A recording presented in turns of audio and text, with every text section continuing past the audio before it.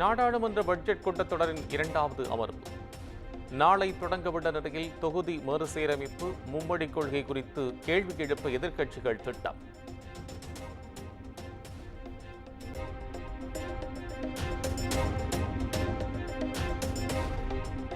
சென்னை அண்ணா அறிவாலயத்தில் முதலமைச்சர் தலைமையில் இன்று கூடுகிறது திமுக எம்பிக்கள் கூட்டம். கூட்டத்தில் திமுகவின் நிலைப்பாடு குறித்து ஆலோசிக்க இருப்பதாக தகவல்.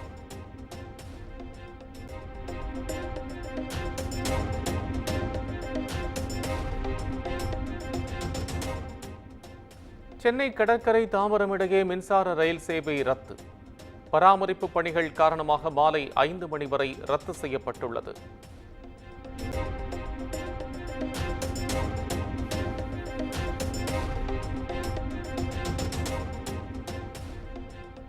மின்சார ரயில் சேவை ரத்து காரணமாக தாம்பரத்திலிருந்து பல்வேறு பகுதிகளுக்கு சிறப்பு பேருந்துகள் இயக்கம். சென்னை மாநகராட்சி போக்குவரத்து கழகம் சார்பில் மொத்தம் 50 சிறப்பு பேருந்துகள் இயக்கப்படுவதாக அறிவிப்பு.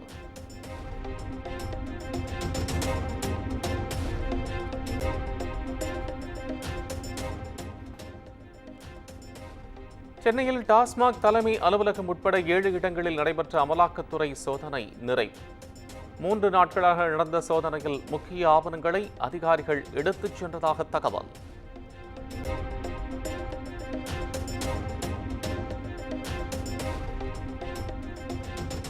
கோவை சிவாஸ் மதுபான ஆலையில் நடந்து வந்த அமலாக்கத்துறை சோதனை நிறைவு. விழுப்புரம் MGM நிறுவனத்திற்கு சொந்தமான மதுபான ஆலையிலும் சோதனை நிறைவு பெற்றது.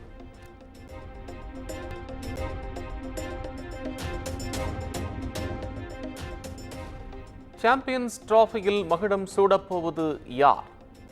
துபாயில் பிற்பகலில் தொடங்கும் இறுதிப் போட்டியில் இந்திய நியூசிலாந்து அணிகள் பல பரீட்சை.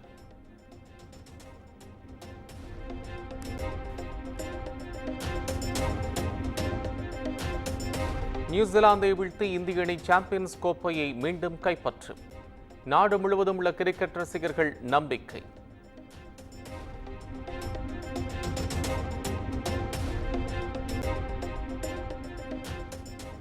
சாம்பியன்ஸ் டிராபி இறுதிப் போட்டிக்கு பிறகு ஓய்வை அறிவிக்கிறாரா இந்திய அணியின் கேப்டன் ரோஹித் சர்மா?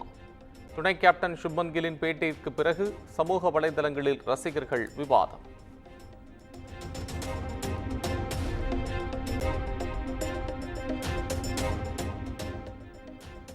இந்திய நியூசிலாந்து அணிகளுக்கு இடையேயான இறுதிப் போட்டியை காண சென்னை கடற்கரைகளில் ஏற்பாடு. பெரிய LED ஸ்கிரீன் வாயிலாக நேரலை ஒளிபரப்பு செய்யப்படுகிறது.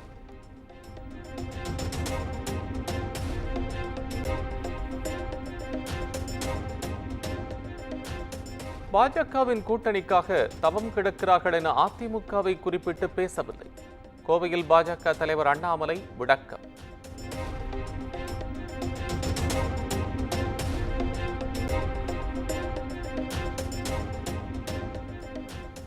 மொழியின் பெயரால் நாட்டின் பன்முகத்துவத்தை சிதைத்து பாஜக அரசியல் ஆதாயம் தேடுகிறது. விடுதலை சிறுத்தைகள் கட்சித் தலைவர் திருமாவளவன் கடும் விமர்சனம். நீடித்து வந்த நிலையில் கடந்த 2023 தத்துவத்தை வலியுறுத்துகிறது.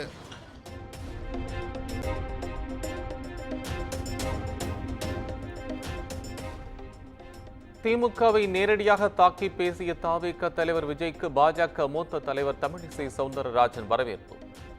தமிழகத்தில் பாஜக கால் பதித்து வருவதாகவும் பேட்டி.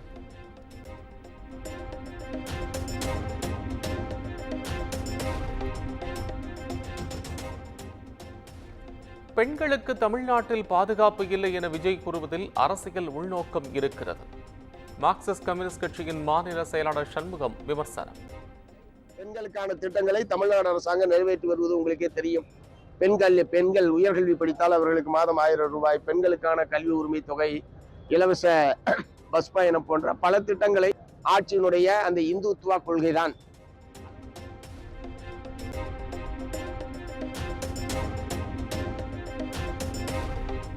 கீழடி திறந்தவெளி அருங்காட்சியகத்திற்கு இன்று முதல் பார்வையாளர்களுக்கு அனுமதி இல்லை. அருங்காட்சியகத்தை விரிவுபடுத்தும் பணிகள் நடைபெறுவதால் அறிவிப்பு.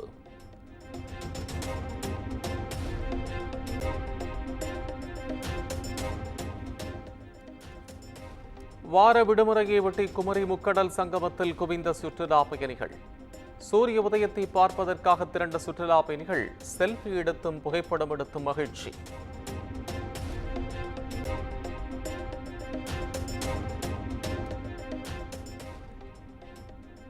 பெரும் எதிர்பார்ப்புக்கிடையே லண்டனில் தன் முதல் சிம்பொனியை அரங்கேற்றினார் இசையமைப்பாளர் இளையராஜா. உலகின் தலைசிறந்த இசைக்குழுவான ராயல் பிலார்மோனிக் ஆர்கெஸ்ட்ராவுடன் அரங்கேறிய இசை நிகழ்ச்சியை கண்டுகளித்த ரசிகர்கள்.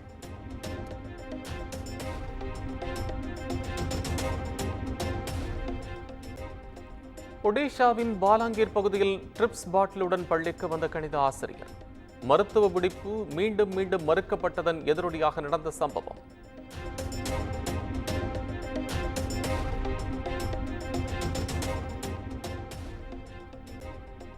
உத்தரப்பிரதேசத்தின் சீதாப்பூர் மாவட்டத்தில் ஆர்டிஐ ஆளுநரும் பத்திரிகையாளருமான ராகவேந்திர பாஜ்பாய் சுட்டுக் கொலை. தேசிய நெடுஞ்சாலையில் சென்று கொண்டிருந்த போது மர்ம கும்பல் வெறிச்செயல்.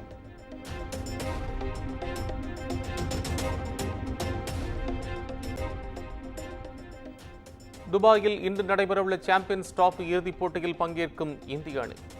பிரம்மாண்ட மணல் சிற்பம் மூலம் இந்திய அணிக்கு வாழ்த்து தெரிவித்துள்ள ஒடிஷா மணல் சிற்ப கலைஞர் சுதர்ஷன் பட்நாயக்.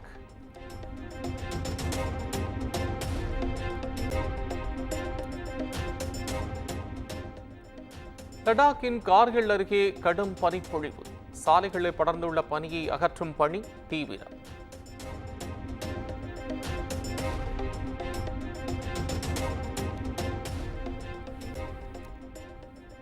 பஞ்சாப் மாநிலம் லூதியானா அருகே தொழிற்சாலையின் ஒரு பகுதி இடிந்து விழுந்து விபத்து. இடிபாடுகளில் சிக்கியுள்ள தொழிலாளர்களை மீட்கும் பணியில் தீயணைப்பு வீரர்கள் தீவிரம். குமுதம் மற்றும் தமிழ்நாடு மின்சார வாரியம் இணைந்து வழங்கும் சிக்கனமும் பாதுகாப்பும் யூஸ்ஃபுல் டிப்ஸ். மின் நுகர்வோர் சேவை மையம். மின் கட்டணம் தொடர்பான சந்தேகங்கள், இலவச மின் இணைப்பு குறித்த தகவல்கள், பழுதடைந்த மின் கம்பங்கள் அல்லது பில்லர் பாக்ஸ் குறித்த தகவல் தர, மின் இணைப்பு பெயர் மாற்றம் குறித்த சந்தேகம், இவை அனைத்திற்கும் 9497 9497 என்ற எண்ணை தொடர்பு கொள்ளவும்.